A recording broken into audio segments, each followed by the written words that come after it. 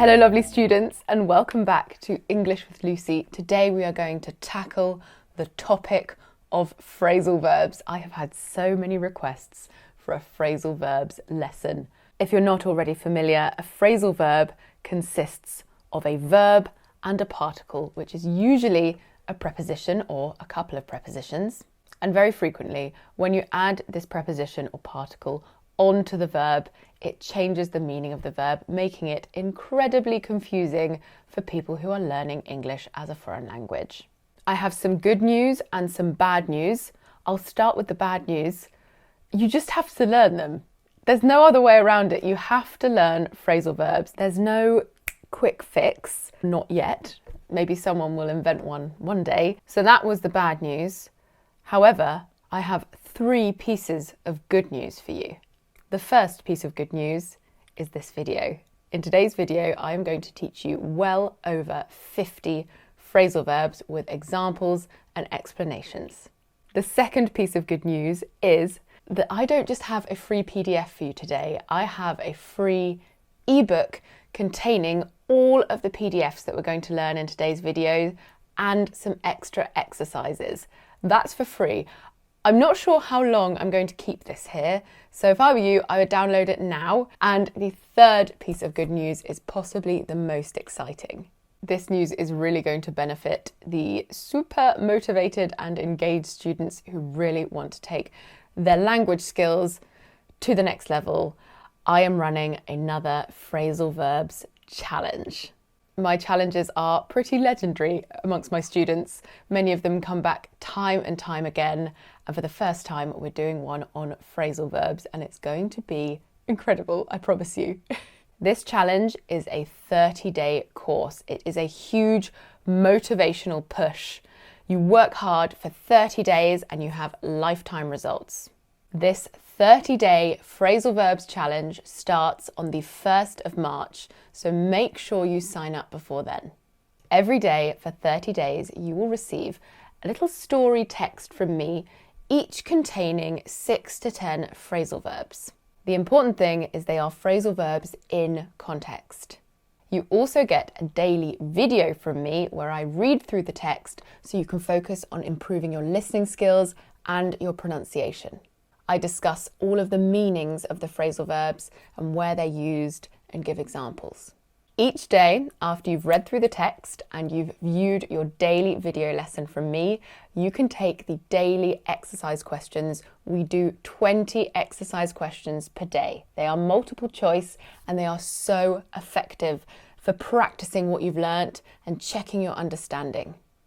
A new feature is that every day has a comment section. So each day you can write a comment, you can practice using your phrasal verbs, or you can ask us a question.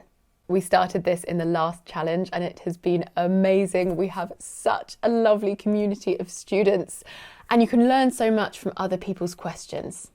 As you go through the challenge and you take those 20 daily exercise questions, I will start to test you on the phrasal verbs that you have learnt in previous days. This is perfect for really getting them in your head, for improving your memory and your retention.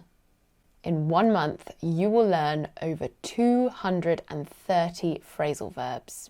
You will take over 600 exercises in total. Can you imagine the difference that will make where you will be in 30 days' time?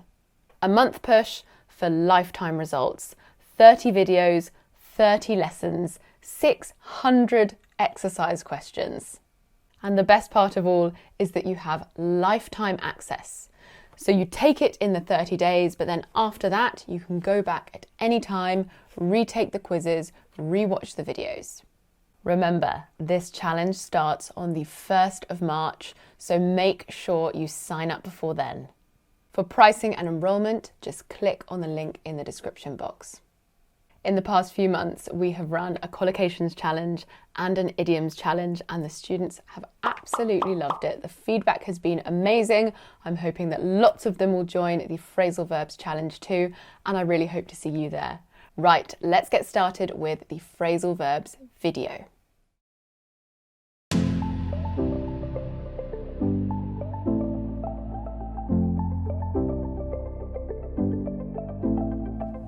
Hello everyone and welcome back to English with Lucy. It seems like quite a lot of you are interested in vocabulary regarding relationships, and you're also quite interested in phrasal verbs. So I just had this amazing idea. I thought, put the two together, relationship phrasal verbs, because there are a lot. So I'm going to talk about 12 today. Some are more basic, some are more common, should I say, and some are more advanced. And if you use these in exams like IELTS and the first and the advanced Cambridge exams, then you should get a good response because they're quite niche. The first phrasal verb is to ask out. It's separable, so to ask somebody out. And this is to invite someone on a date. For example, he asked me out at a party and we've been inseparable ever since. So the next one is to take somebody out. This is to take somebody on a date. So these first two are quite similar. On our first date, he took me out to a restaurant. Normally, the person who is taking the other person out is offering to pay for the date. Normally. I prefer to split the bill and then there are no expectations. And I like to do this because I don't like to lead anyone on. So to lead somebody on is to give them the wrong idea, to make them think that they've got a chance with you, that the relationship might go somewhere, but in reality it never will. So if I kept agreeing to these dates and letting this person pay for me when I have no intention of furthering the relationship, I would be leading that person on. Then we have one which is a bit more casual. This is to hook up. To hook up normally means to have more of a casual relationship with somebody. So if you say, I hooked up with her last night, it probably doesn't mean that it's a serious relationship. It's more of a casual fling. But hey, whatever floats your boat. Then we have another one which is to drift apart, and this one's quite sad. To drift apart means to lose closeness. You know, once you were really in love, really close, and then you drift apart. It's quite self-explanatory. You don't see eye to eye anymore. So you could use it in a situation where someone asks you, why did you break up with your ex? We just drifted apart. We went our separate ways. Next, we have to break up. To break up. This is when a relationship ends. Finito. Done. You can also say to split up as well. We split up last year. He broke up with me because I was too grumpy. However, if you then reconcile, you make up. So you break up and then you make up. To make up is to get back together. But we made up and it's been great ever since. The next one is a really nice one. To put up with. And to put up with somebody or somebody's behaviour, it means to tolerate. So why did you split up? I couldn't put up with his snoring. I could not tolerate his snoring. The next one, to cheat on somebody. A fly. The next one is to cheat on somebody. And if you cheat on somebody, you are unfaithful to them. Or if you are cheated on, he cheated on me, then it means that somebody has been unfaithful to you. They've gone off with somebody else behind your back. Never a nice thing to happen. You could say that they really messed you around. To mess somebody around is to really treat them in a bad way. Maybe one day you say you want to be with them and then the next day you change your mind and they're waiting on your every move. You get their hopes up, you disappoint them again. It's best not to mess anyone around. Now the next one is something most of us hope to do one day, and that is to settle down. And to settle down means to finally find a stable relationship and stay there and have a more quiet and relaxed life. So your partying days are over, you've had enough of dating and meeting loads of new people, you find one person that you really like and hopefully really love, and you settle down with them. Maybe you start a family or move in together, get married, whatever. Settling down is normally quite a nice thing to do. Welcome back to English with Lucy. Today I'm going to talk to you about food-related phrasal verbs. Very exciting, very delicious. I recently went for dinner with a foreign friend and they were struggling with some of the phrasal verbs that I was using, so I thought it was going to be extra useful for you guys. So first, let's talk about eating. Number 1 is to pig out. To pig out. And this means to eat a lot of food all at once. I'm going to pig out tonight. An example would be, I'm meant to be on a really strict diet, but I pigged out last night. Oops. Number 2, to eat up. To eat up means to eat all of the food that you've been given until it's finished. It means to eat everything. For example, come on, eat your food up or you'll be hungry. This one is normally more directed at children. Number 3, to pick at something. To pick at something means to unwillingly eat a small amount of food. So maybe you're not hungry, so maybe you don't feel well. It's often considered rude to pick at your food. Ooh, I'm a poet and I didn't even realise it. For example, are you feeling all right? You've been picking at your food for ages. Number 4, to cut out. If you are cutting out a specific food or a food group, it means you are eliminating it from your diet. For example, sorry, no cake for me, I am cutting out sugar. Number 5 is very similar to cut back, but you're not eliminating foods, you are just reducing the amount of a specific food or food group that you're eating, or maybe you're just cutting back on food in general. And just a note with the prepositions, you usually cut back on something. For example, my doctor told me I need to cut back on fat. Number 6, to bolt down. If you bolt down or wolf down your food, it means you eat it all really quickly. For example, I wolfed down my breakfast this morning because I had no time. Let's move on to the second part of the video, which is cooking and preparing food. Number 7, to whip up. This means to prepare a meal very quickly or with little effort. For example, here we are, something I whipped up yesterday. Number 8, to cut up. This means to cut into pieces. Do you want me to cut up your food for you? Number 9, only slightly different. This is to chop up. And it's different because chop means to cut something with sharp blows. So you'd normally chop up something hard like vegetables or fruit. For example, if you cut the pie up, I'll chop up the vegetables. Number 10, to boil over.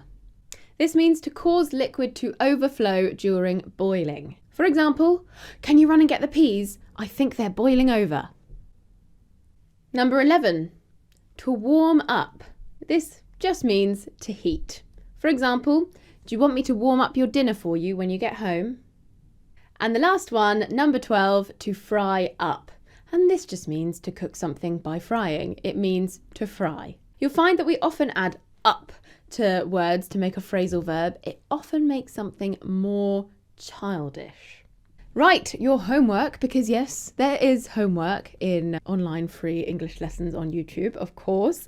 Your homework is to write 5 sentences using your 5 favourite phrasal verbs. Oh, that was a mouthful. In the comments below, and feel free to correct each other nicely and kindly. Today, I'm going to talk to you about all the phrasal verbs that go with turn. So this video is going to be excellent for improving your vocabulary, which in turn will help you with your listening and your speaking. So the first one, pretty easy, we have to turn on. And this means to start a device by switching it on. That's a synonym. For example, can you turn off the lights when you leave, please? Also note that to turn on a person means to excite them emotionally and physically. But I'm sure if you are interested in that, then you can Google it yourself. I'm not talking about it here. Then we have number 2, to turn off. This means to stop a device by switching it off. For example, turn off the TV and listen to me. And it can also mean to really not excite somebody emotionally or physically. Now, slightly more difficult, to turn out. To turn out means to result or to end up. For example, oh, I thought my homework was going to turn out better than this. I thought my homework was going to end up better than this. Number 4, Pretty simple. To turn around.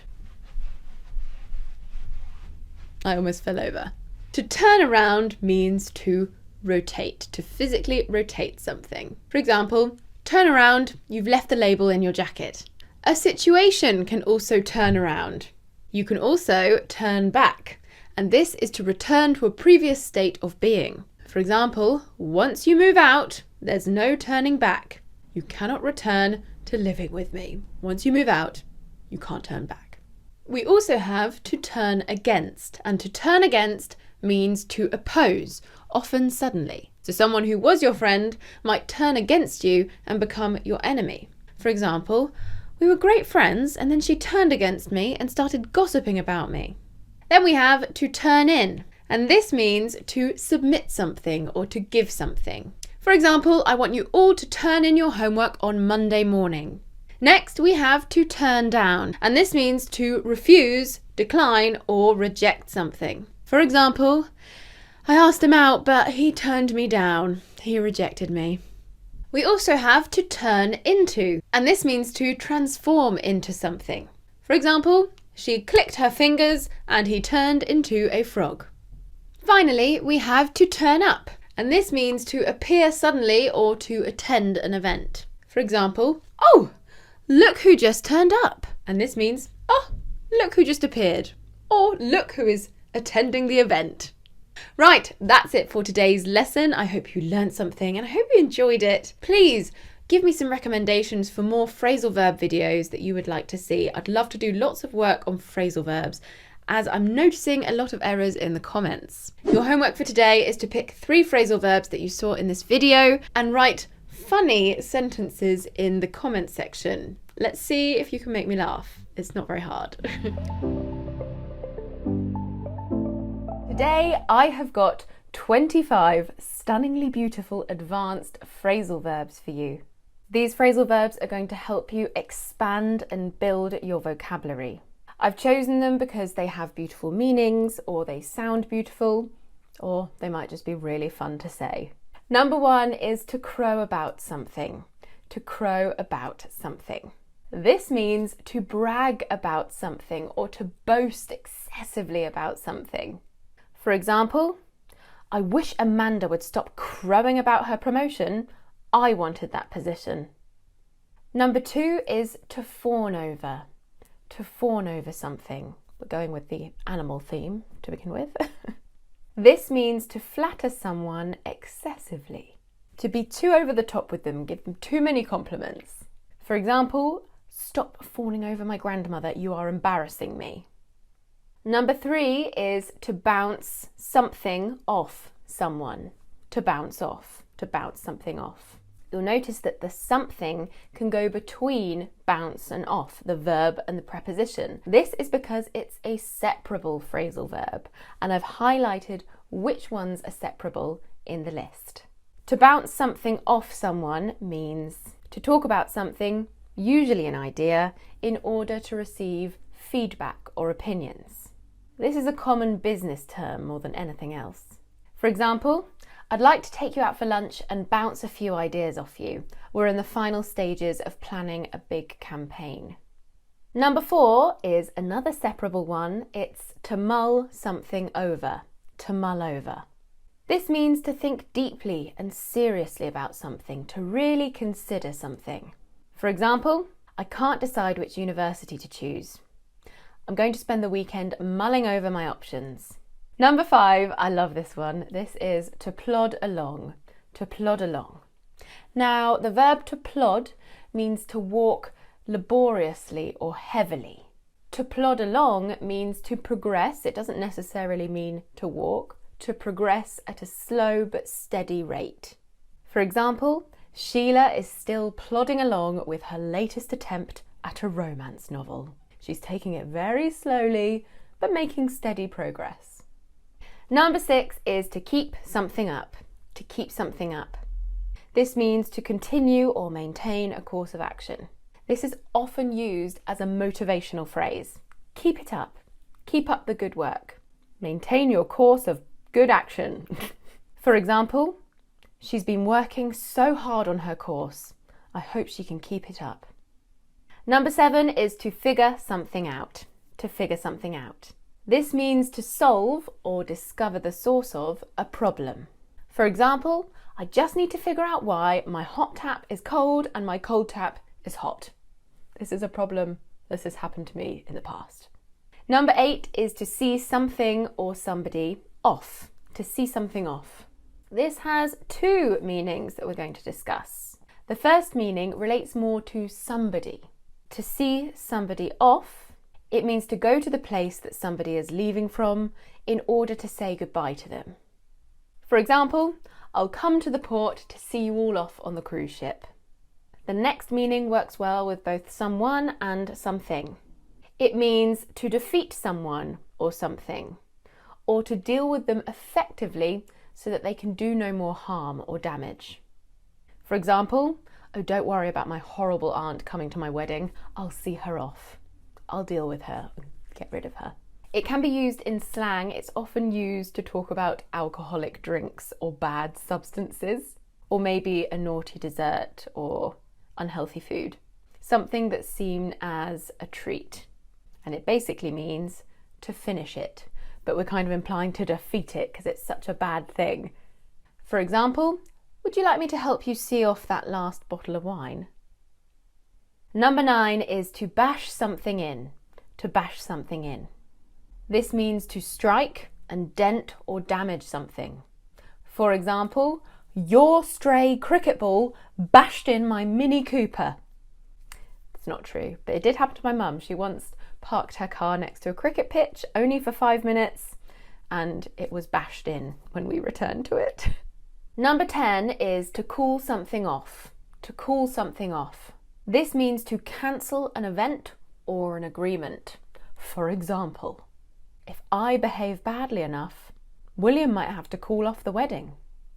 I always manage to mention my wedding in every single video. There's still a year to go, you know. It's going to be a long year for you and for me. Number 11 is to do something up. To do something up. This means to repair or decorate a building so that it looks attractive. For example, we are hoping to buy a derelict house and do it up. It can also mean to fasten something, usually clothing or jewellery. For example, could you help me do up my dress? It appears to have shrunk. Number 12 is to muster up. To muster up. It can be separable as well, to muster something up. This means to gather or bring together. For example, I'll see if I can muster up the courage to talk to my horrible boss. Number 13 is to gobble something up. To gobble something up. This means to use a lot of something very quickly. It usually refers to eating. For example, you must have been hungry. You've gobbled up half of my popcorn too. Looking at no one, William. Number 14 is to face up to. To face up to. This means to accept that a difficult situation exists. For example, wedding talk incoming. She'll have to face up to the fact that peonies aren't in season for her September wedding. Can we have a moment of silence, please? I love peonies. I'm going to go and view flowers with my mum tomorrow, so we'll see what we can find. Number 15 is to stick up for. To stick up for. This means to support or defend something or someone, especially when they are being criticised. For example, I don't need your support. I can stick up for myself. Number 16 is to weed out. To weed out. This can also be separable, but it's not as common to weed something out. Yeah, you can do that. This means to remove people or things from a group. For example, our wedding invitation list is too long. We're going to have to weed some people out. Number 17 is to run something by someone. To run something by. This means to tell someone about a plan or an idea so that they can give you their feedback and opinions. For example, have you run this by David? I think he'll like it. Number 18 is to stock up on. To stock up on. To stock up on. This means to buy a large amount of something so that you have enough for the future. My example, believe it or not, is true. I listened to a radio programme about this the other day. Many Brits are stocking up on toilet roll in preparation for Brexit. This is true. Toilet paper sales have increased both times that we've come up to the deadline of Brexit. We've had multiple deadlines. But yeah, toilet roll sales increased, which I love. I'm sure there's a very valid and sensible reason behind this, but I like to think that people are going to the toilet more because they're so nervous. Number 19 is to harp on about. To harp on about. This means to talk or complain about something many times. For example, can you stop harping on about how great Miranda looked at the party? Number 20 is to crank something out. To crank something out. This means to produce something in large amounts like a machine does. For example, how on earth did I manage to crank out 25 stunningly beautiful advanced phrasal verbs? Oh, I said it again. Number 21 is to grass on. To grass on. And this, the meaning isn't necessarily beautiful. It's quite a disloyal thing to do, but it means to tell the police or someone in a position of authority about something bad that someone has done. For example, I can't believe that Mary grassed on Bob to the police about his illegal chicken farm. Big issues in the farming community these days. Grasses. Number 22 is to lag behind. To lag behind. This means to move or happen at a slower pace than someone or something else. For example, I found maths really hard at school and I lagged behind most of my peers.